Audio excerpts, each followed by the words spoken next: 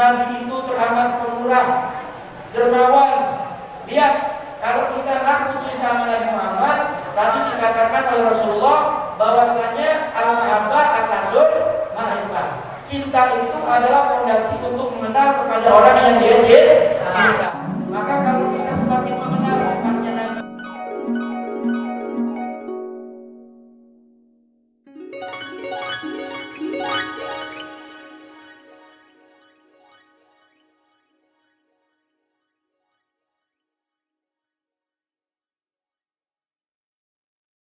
wabarakatuh.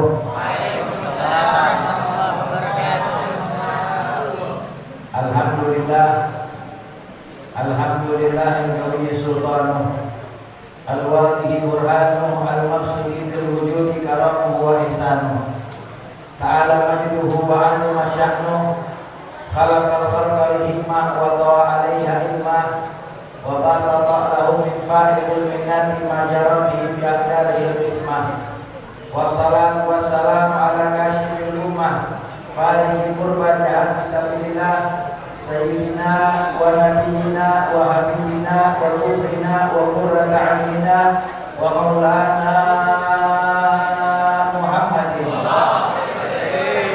wa ala alihi wa ashabihi wa man tabi'ahum bi ihsanin min yaumina hadza ila yaumiddin, amma ba'd. Subhanaka la ilma lana illa ma 'allamtana innaka antal alimul hakim. Ya Fatah ya Alim, ya Fatah ya Alim, ya Fatah ya Alim, iftah alaina futuhal alimin wa faqihna fiddin wa alimna ta'wil wa inna ila sawai sabil walhamdulillahi rabbil alamin.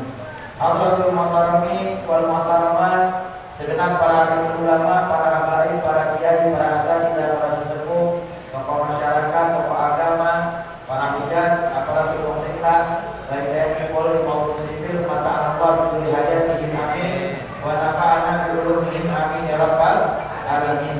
Yang sama kita hormati dan kita muliakan Al-Habib Fahmi Al-Habsyi, Al-Ustaz Haji Muhassan, Al-Ustaz Haris, Bapak Haji Jaz Kasih selaku Ketua DKM Masjid Nurul Jannah, Bapak Ketua RT 01 sampai dengan 05, begitu juga dengan RT 09, RW 017, Bapak Ketua RW 029, Al-Ustaz Haji Asmiyullah, serta para guru, para alim ulama yang mohon maaf tidak makin sebutkan kami satu persatu, namun tidak mengurangi rasa taklim serta ma'abal bagi kepada para guru sekalian. Kita doakan guru kita semuanya Allah panjangkan umur mereka, Allah sehatkan badan mereka, Allah Subhanahu wa taala kabulkan segala hasil mereka, Allah Subhanahu wa taala berikan mereka istiqomah di jalan Allah Subhanahu wa taala untuk selalu membimbing kita bersama menuju ridha Allah dan Rasulnya Nabi Muhammad. Amin amin ya rabbal alamin. Hadirin wal hadirat yang dirahmati oleh Allah Subhanahu wa taala, pada kesempatan malam yang berbarakah ini kita duduk bersama di taman surganya Allah Subhanahu wa taala untuk memuliakan baginda Rasul Nabi Muhammad sallallahu alaihi wasallam, memuji baginda Nabi, bersalawat kepada Hadratul Rasul. Itu semua kita lakukan karena cinta kita kepada baginda Nabi Muhammad. Dalam satu hadis Rasulullah sallallahu alaihi wasallam bersabda, al-ma'rifah al-mahabbah asasul ma'rifah. Kata Rasulullah sallallahu alaihi wasallam, cinta itu adalah fondasi untuk kita mengenal seseorang yang kita cinta. Kalau kita mau kenal Nabi Muhammad, maka harus punya rasa cinta. Di saat kita punya rasa cinta, semakin besar cinta yang ada di dalam hati kita kepada Rasulullah, maka akan semakin besar juga rasa ingin tahu kita tentang Nabi Muhammad.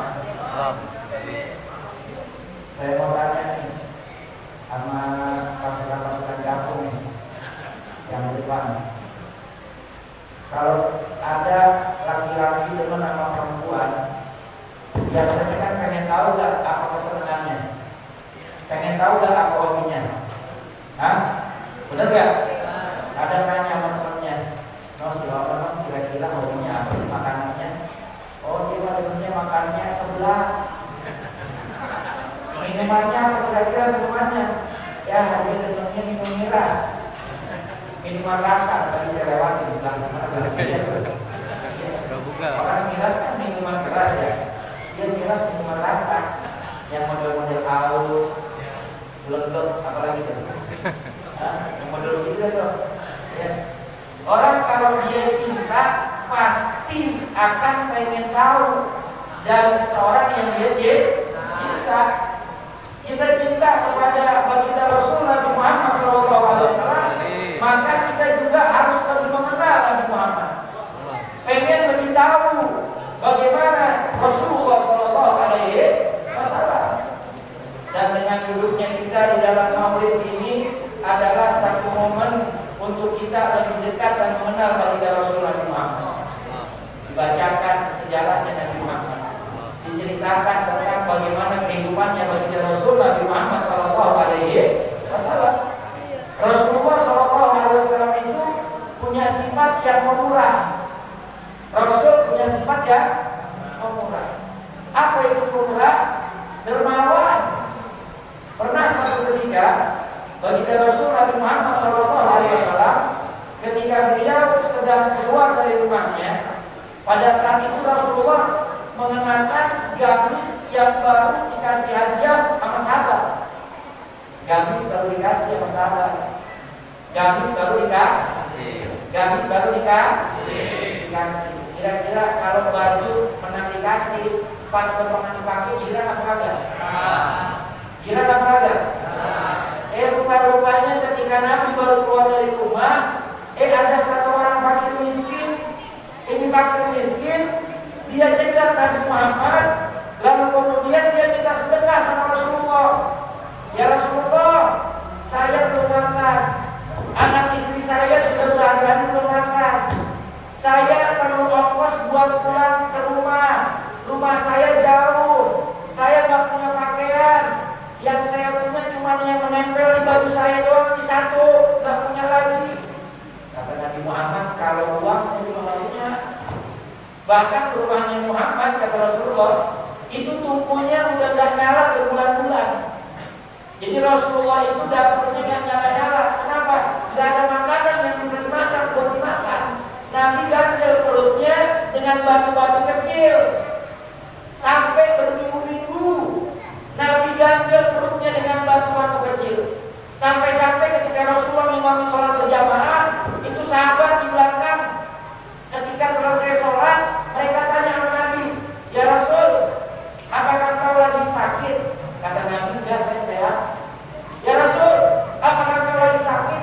Enggak ya Rasul, ya saya lagi sehat. Kata Nabi, saya enggak sakit, tapi tadi saya dengar ada suara bergeseknya tulang yang satu dengan yang lain, seolah-olah kau sedang sakit. Kenapa kamu tidak bilang kepada saya, ya Rasul? Saya akan bantu kesulitan engkau. Tuh kata sahabat di belakang Nabi semuanya berkata seperti itu. Tapi Nabi bilang, saya sehat, saya nggak sakit. Yang kalian dengar itu bukan suara gesekan tulang saya, tetapi suara batu yang saya ganjel di perut saya ini. Udah berminggu-minggu di perut gak masuk makanan. Itu batu berbunyi, bergesek-gesek di perutnya Nabi. Coba bayangin. Sahabat bilang sampai pada Nabi, sahabat, ya Rasul, kenapa sih nggak bilang sama kita kalau di rumah nggak ada makanan? Emangnya kita nggak bakal penuhin kebutuhan kau ya Rasul? Coba lihat, sahabat banyak yang punya duit, tapi Nabi nggak gampang-gampang minta sama mereka buat cukupin kebutuhan Nabi. Kalau orang sekarang punya umatnya banyak katanya, bentar-bentar minta gak? Bentar-bentar minta gak? Minta mulu. Yang ada kalau bisa, yang ada di kantongnya nggak keluar, betul gak? Nabi kan, baginda Rasul Nabi Muhammad SAW, beliau kelaparan, beliau nggak ada masuk makanan, akhirnya apa? Diganjel perutnya pakai batu. Kata Rasulullah SAW kepada pasien miskin tadi, saya kalau uang nggak ada, tapi kalau kamu mau, kamu boleh ambil nih gamis saya. Nabi buka gamisnya yang baru dikasih hadiah dari sahabat, dikasih sama tukang miskin. Akhirnya sama fakir miskin dibawa ke pasar, sampai di pasar dijual. Dia bilang, siapa yang mau beli gamis yang bekas dipakai Rasulullah? Akhirnya semua orang berebutan dengan harga yang paling tinggi. Singkat cerita, dekat pasar ada satu orang kaya, rumahnya dekat sama pasar. Dia dengar tuh rame-rame di pasar lagi lempar gamis bekas dipakai Nabi. Cuma nih orang kaya yang rumahnya dekat pasar matanya buta. Akhirnya dia tanya sama budaknya, itu di pasar rame-rame lagi ngapain sih dia? Dilihat sama budaknya, oh ada satu orang yang lagi jual gamis yang bekas dipakai Nabi Muhammad. Apa kemudian jawab daripada tuan tadi? Dia bilang, coba kamu ke pasar, kamu bawa uang 1 kantong. Kalau kamu bisa beli itu gamis yang bekas dipakai Nabi Muhammad dengan harga semahal apapun, kamu saya merdekakan di jalan Allah Subhanahu wa Ta'ala. Akhirnya Pak, itu budak ke pasar, girat dia mau beli kulerangan, bagaimana caranya mesti dia dapat, karena dia pengen dimerdekain di jalan Allah Subhanahu wa Ta'ala. Ketika sampai di pasar, tawar menawar, singkat cerita ternyata itu budak orang buta, dia bisa beli dengan harga yang paling tinggi. Akhirnya dibawa itu gamis kepada orang tuannya yang matanya buta, diberikan. Kata tuannya yang matanya buta, kamu sekarang sudah saya merdekain di jalan Allah Subhanahu wa Ta'ala. Silakan kau bebas keluar dari rumah saya. Lalu kemudian gamis yang bekas dipakai Nabi dibawa masuk ke dalam rumahnya, dibawa masuk ke dalam kamarnya. Lalu kemudian dia bersolawat kepada baginda Rasul Nabi Muhammad. Lalu kemudian gamis itu dia angkat perlahan. Lalu kemudian dia katakan, ya Allah, mudah-mudahan dengan berkah gamis yang dipakai baginda Rasul Nabi Muhammad, Engkau bisa sembuhkan mata aku yang buta sehingga bisa melihat lagi. Diusapin tuh gamis yang bekas dipakai badannya Nabi di mata itu orang yang buta, maka dengan izin Allah Subhanahu wa Ta'ala itu mata yang buta bisa lihat lagi. Allahumma shalli wa sallim ala sayyidina Muhammad wa ala ali sayyidina Muhammad. Lihat bagaimana keistimewaan baginda Rasul Nabi Muhammad. Kalau ada orang yang bilang Nabi Muhammad bisa membatin orang bohong, berarti dia bodoh, kelewatan. Kenapa? Gamis yang bekas dipakainya Nabi aja Allah kasih keberkahan, bisa sembuhin penyakit dengan izin Allah Subhanahu wa Ta'ala. Makanya di dalam kitab Bunda Tirmidzi, Imam Muslim rahimahullah taala beliau katakan, "Kamwasiban abrohat bilang sirohatu." Berapa banyak orang yang sakit disentuh doang sama Nabi, penyakitnya disembuhkan dengan izin Allah Subhanahu wa Ta'ala. Percaya nggak? Percaya. Di dalam kitab hadis diterangkan ada sahabat Nabi namanya Ubadah bin Somit. Siapa? Ubadah bin Somit. Di medan perang ketika berjihad jalan Allah, dia punya mata kena panah. Matanya kenapa? Panah. Itu panah nancep di matanya. Dicabut tuh anak panah, matanya ikut keluar. Kalau bahasa orang bilang sentul, kebelewer. Tahu gak kebelewer? Hah? Apa kebelewer? Ngampreh. Itu mata kebelewer, ngampreh. Jatuh kagak, di dalam di tempatnya kagak. Ngoplak-ngoplek ke mata. Tapi ketika itu terjadi, itu sahabat Ubadah bin Somit gak mundur dari medan perang. Tetap dia perang di jalan Allah Subhanahu wa Ta'ala dalam keadaan matanya sedang sakit seperti itu. Ya, kalau model kita diam di jalan Allah. Dalam ulama ada di barisan depan, kena gas air mata, mundur. Belum kasih tembakin gas air mata. Betul gak? Waduh, bahaya keputusannya. Ya. Ini umpama, ya umpama. Lihat bagaimana sahabat Ubadah bin Somit. Akhirnya ketika selesai perang, dia datang mendekati Nabi. Ya Rasul, asobat bijurun, saya kepanah matanya. Kata Rasul mendekat sini Ubadah bin Somit, mendekat kepada Nabi. Akhirnya Nabi ambil itu mata yang ngampleh dengan membaca basmalah, Nabi masukkan lagi ke tempatnya, maka faraja'a ahsana makan, kembali seperti sempurna, bahkan kedua pandangan matanya dapat melihat jauh lebih baik dari sebelumnya. Allahumma shalli wa sallim ala sayyidina Muhammad wa ala ali sayyidina Muhammad. Enggak pakai operasi, enggak pakai lem punggung, enggak lem takol atau aja. Ya, yang bakal lem punggung enggak pakai. Apalagi lem yang dalam merah kita pakai. Ya, yang oleh warnanya. Ah, ya itu dah. Ya. Macam-macam enggak pakai itu, enggak pakai operasi dengan izin Allah Subhanahu wa Ta'ala. Ada lagi sahabat namanya sahabat Ka'ab bin Jurrah. Siapa? Ka'ab bin Jurrah.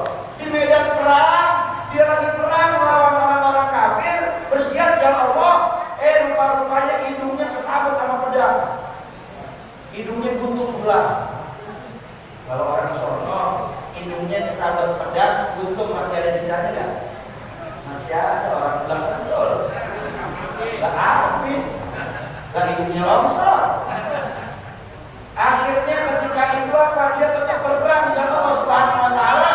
Selesai perang ngaku ke Nabi, ya Rasul, asobat hidung saya, ya Rasul, kepotong ya Rasul. Maka dengan izin Allah Subhanahu Wa Taala diletakkan Nabi nama Nabi di depannya, maka kembali menjadi seperti semula, bahkan lebih bagus, lebih mancung dari sebelumnya. Allah Subhanahu Wa Taala Muhammad wa ala ali sayyidina Muhammad. Masih banyak lagi sahabat Abu Bakar Siddiq ketika berada di dalam doa bersama baginda Rasul Nabi Muhammad SAW. Ketika Rasulullah pada saat beliau dikejar oleh kafir Quraisy masuk bersembunyi di Gua Tur. Ketika itu di Gua Tur, sahabat Abu Bakar itu ketika Nabi masuk ditahan dulu. Katanya sahabat Abu Bakar, ya Rasul tunggu di luar dulu, saya cek dulu di dalam.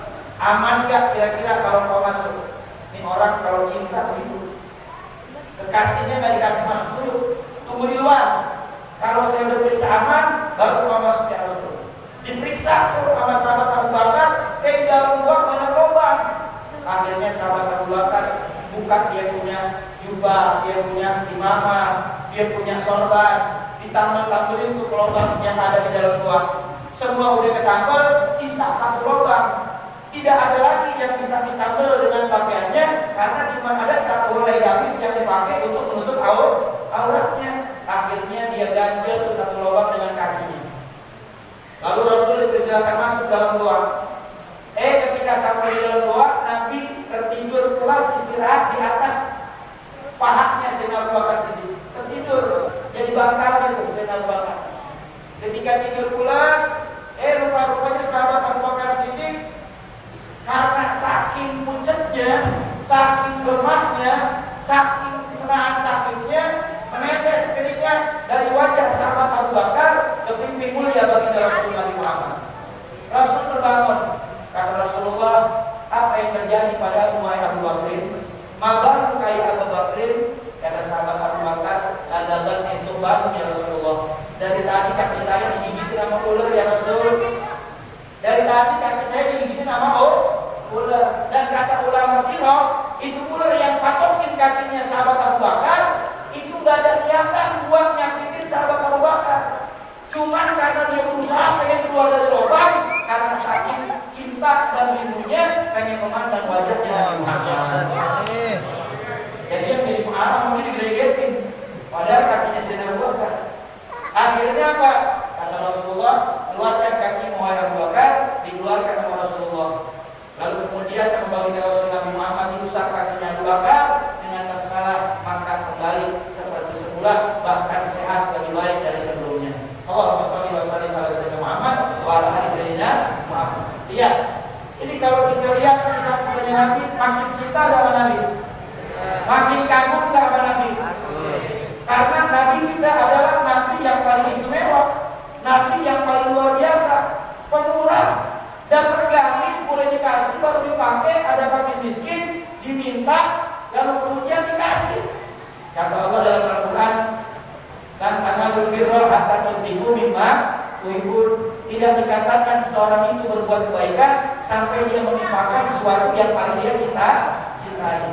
Singkat cerita, itu orang yang matanya buta udah bisa lihat dengan keberkahan gamisnya Nabi, dengan izin Allah Subhanahu wa Ta'ala. Akhirnya apa? Akhirnya itu orang buta yang udah bisa melihat, dia bawa gamis yang bekas dipakai Nabi itu, dibawa ke rumahnya Rasul. Dia ketok pintu, Assalamualaikum ya Rasulullah. Dibukain sama Nabi, Waalaikumsalam warahmatullahi wabarakatuh. Saya datang kemari mau kasih hadiah sama engkau ya Rasul. Hadiah apa? Ini gamis ya Rasul. Ini gamis tadi budak saya beli di pasar dari fakir miskin dengan harga yang tinggi. Dan setelah itu budak saya menikahin, karena saya janjikan kalau kamu bisa beli itu gamis yang bekas pakai Nabi, kamu saya merdekakan. Dan alhamdulillah saya bisa dapat gamis yang kau pakai. Lalu kemudian aku bertawasul kepada engkau, meminta kepada Allah dengan berkahnya gamismu ya Rasul, mudah-mudahan Allah sembuhkan mata saya sehingga bisa melihat. Dan alhamdulillah sekarang semalam maka saya bisa melihat, dan sekarang saya mau sedekahkan lagi, saya mau hadiahkan lagi ini kepada engkau ya Rasulullah. Kata Rasulullah, kalau ini hadiah darimu aku terima. Maka diterima sama Nabi. Pulang ini orang. Ketika pulang sampai di dalam, istri Nabi tanya, kenapa kau senyum-senyum? Kata istri Nabi. Nabi bilang, ini gamis tadi minta fakir miskin. Ini gamis sudah bisa mengenyangkan perut satu keluarga. Bahkan cukup buat berminggu-minggu stok makanan. Bahkan juga bisa buat beli pakaian untuk aurat mereka. Dan juga ini pakaian menjadi ongkos buat untuk fakir miskin pulang ke kampung halamannya. Dan ini gamis juga memerdekakan seorang budak dan menyembuhkan mata orang yang buta, dan akhirnya Allah kembalikan lagi kepada kita. Apa maknanya?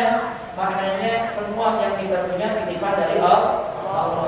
Sesuatu yang punya kita nggak akan jadi milik orang lain. Sesuatu yang milik orang lain, sekalipun kita kejar mati-matian, nggak akan jadi milik kita. Dari sini kita bisa ambil pelajaran bagaimana akhlaknya Nabi. Nabi itu teramat pemurah, dermawan. Lihat, kalau kita ngaku cinta sama Nabi Muhammad, tadi dikatakan oleh Rasulullah bahwasanya al-mahabbah asasul mahabbah. Cinta itu adalah fondasi untuk mengenal kepada orang yang dia cinta. Maka kalau kita semakin mengenal sifatnya Nabi, akhlaknya Nabi, bagaimana kelakuannya baginda Nabi, makin cinta gak? Makin cinta gak? Makin cinta. Coba lihat bagaimana keseharian Nabi ketika di rumah. Pak, Nabi itu kalau di rumah sayang sama anak-anak sama istrinya. Nabi bermain dengan mereka, bercengkrama, bersenda gurau. Tapi kata Siti Aisyah, kalau udah datang waktu sholat, Nabi bangun dari tengah-tengah keluarganya, Nabi berangkat ke masjid, Nabi tinggalkan yang lain. Untuk apa? Menjawab panggilan Allah Subhanahu wa Ta'ala. Seolah-olah Nabi gak kenal dengan kita. Tapi kalau kita kan kagak, keseringannya datang azan, kita masih ngumpul aja main sama cucu, main sama anak, sholat ingkar talim. Alasannya apa? Kan ngajak main anak dan keluarga kan ibadah. Allah juga pernah tahu. Hati-hati, sholat itu ibadah yang paling utama. Sekalipun kita cari nafkah buat keluarga, tetap lebih utama menjalankan perintah sholat. Sholat dulu. Tolakul halal fardhotun ba'dal fardhah. Kata Rasulullah, mencari rezeki yang halal itu adalah suatu kewajiban setelah menjalankan kewajiban sholat lima waktu. Jadi jangan cari alasan buat ninggalin ibadah wajib sholat untuk urusan cari nafkah dan keluarga. Karena sholat adalah lebih utama. Lihat bagaimana Rasulullah. Makanya kalau kita mau contoh Nabi Muhammad, laqad kana lakum fi Rasulillahi uswatun hasanah. Kalau mau jadikan seorang sebagai panutan, sebagai idola, suri tauladan kita, cukup kita jadikan baginda Rasul Nabi Muhammad SAW sebagai panutan kita. Sebaik-baiknya panutan. Kenapa? Karena ada bagi Rabbi fahsana taqdibi. Aku dididik oleh Allah Subhanahu wa Ta'ala, kata Rasulullah, dan Allah Subhanahu wa Ta'ala memberikan aku pendidikan yang terbaik. Jadi yang ngajarin Nabi siapa? Allah. Yang didik Nabi siapa? Allah. Maka akan salah kalau kita ikutin Nabi Muhammad sallallahu alaihi wasallam. Nabi itu kalau pulang ke rumah, sampai di rumah, Nabi tanya sama istrinya, adakah makanan yang bisa kita makan hari ini? Kalau kata istrinya, nggak ada ya Rasul, nggak ada makanan yang bisa kita makan. Dan apa jawabnya Nabi? Idza inni shaim. Kalau begitu saya puasa sunnah. Tuh, lihat Nabi luar biasa. Tapi kalau seandainya sampai di rumah ternyata istrinya belum selesai masak, Nabi sisihkan lengan baju, Nabi bantuin istrinya potong daging di dalam dapur. Tuh diterangkan di dalam kitab Syarah Uqudul Jan, dibayarkan cukup sebagian yang dikarang oleh Imam Nawawi.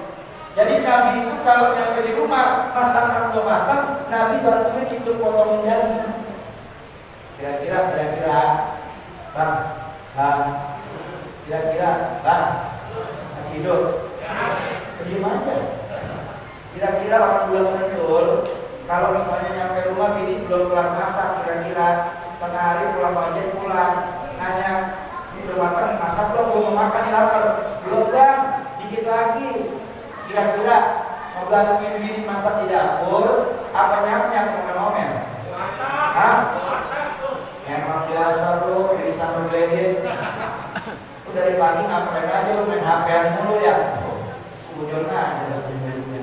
Ya, jangan lihat akhlaknya Nabi, ikutin bagaimana sifatnya baginda Rasul Nabi Muhammad Sallallahu Alaihi Wasallam. Allah puji dalam Al-Quran, wa innaka la'ala khuluqin azim. Nabi Muhammad punya akhlak yang begitu agung dan luhur. Maka contoh akhlaknya baginda Rasul Nabi Muhammad Sallallahu Alaihi Wasallam. Khairukum khairukum li ahli wa ana khairukum li ahli. Kata Nabi, sebaik-baik kalian yang sayang kepada keluarganya, dan akulah yang terbaik terhadap keluarga Rasulullah. Sama bini kudu sayang, kudu perhatian. Itu ajaran baginda Rasul Nabi Muhammad Sallallahu Alaihi Wasallam. Jangan sama bini orang baik, sama bini sendiri pelit. Ada yang begitu? Ada orang mana? Bukan orang sini, kayaknya bukan. Ya, orang sono. Ya cuma saya tadi mau sono kata juga dari sini. Sama aja. Jangan kita ikuti akhlaknya Nabi. Nabi ngajari akhlak yang cakep-cakep, ikutin akhlaknya baginda Nabi Muhammad Sallallahu Alaihi Wasallam. Kita semakin menggali akhlaknya Nabi, bagaimana kehidupannya baginda Nabi, semakin cinta kepada baginda Rasul Nabi Muhammad Sallallahu Alaihi Wasallam. Makanya kita contoh bagaimana baginda Rasul Nabi Muhammad Sallallahu Alaihi Wasallam. Dan di mana itu bisa kita dapatkan? Bisa kita dapatkan kalau kita duduk di majelis ilmu. Cuman kebanyakan orang sekarang duduk di majelis taklim males. Betul nggak? Duduk di majelis taklim males. Ngaji lihat-lihat dulu. Ngaji mana? Di sono. Ada makannya nggak? Ada nasi kuning. Lalu apa? Semut tahu, telur, dan banyak besok ngaji.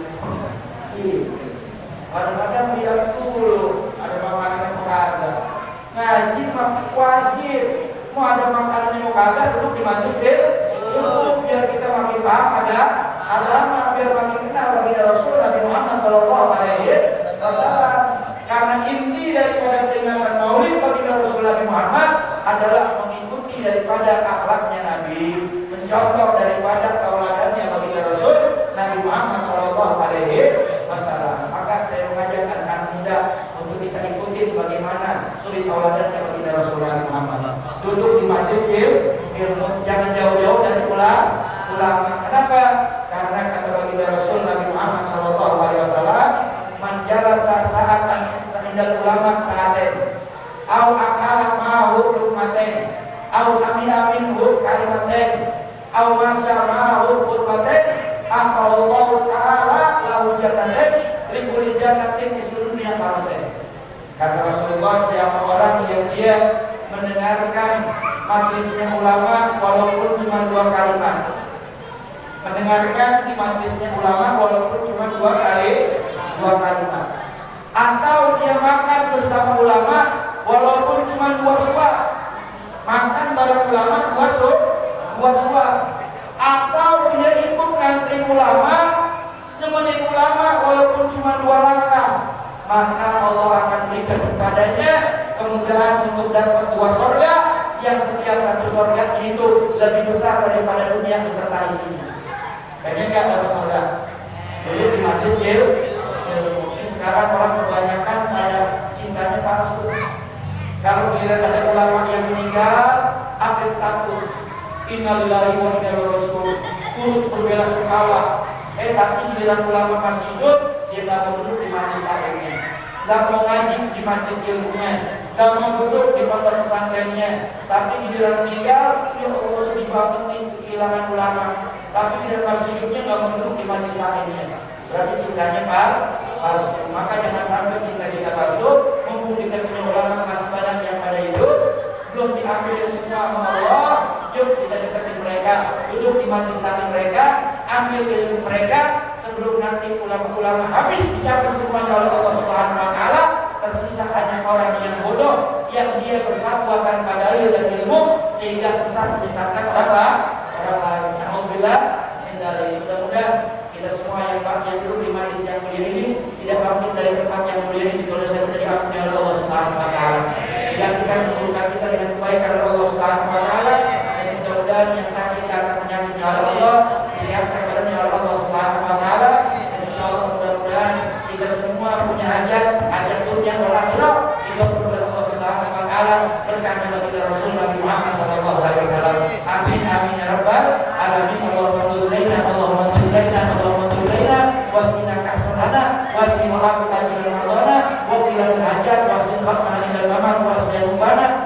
wajibna wa barakna min dalikal firdausi ridwana bil mustafa shalli alaihi wa alihi wa sallam walhamdulillahi rabbil alamin. Pesan terakhir dari saya, jangan lupa sholat 5 waktu berjamaah di masjid.